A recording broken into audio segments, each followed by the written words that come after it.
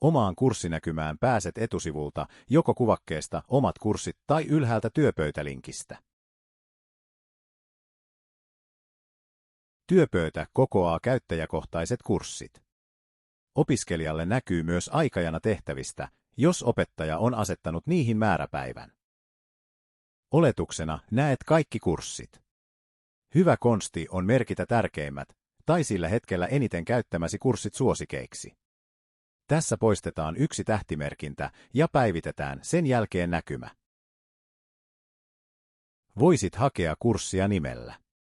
Tässä kurssit näkyvät kortteina, mutta näkymää pääsee halutessaan vaihtamaan. Käyttäjätunnus on yhtä kuin salpauksen AD-tunnus. Käyttäjäkuvan voi jokainen lisätä Elsaan itse. Täältä löytyy paljon muutakin mielenkiintoista. Valitaan nyt asetukset, käyttäjätunnus ja muokkaa tietoja. Hae nyt kuva koneeltasi.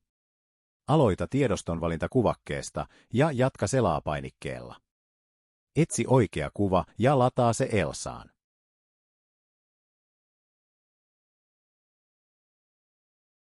Tässä kohtaa voit halutessasi tallentaa kuvatiedoston uudella nimellä.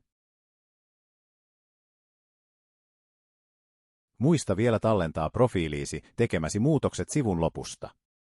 Palaa sitten takaisin Elsan etusivulle tai työpöydälle. Nyt yläkulmassa on nimikirjaintesi tilalla lisäämäsi käyttäjäkuva. Kuvasi näkyy nimesi yhteydessä kaikkialla Elsassa, aina kun olet kurssilla osallistujana.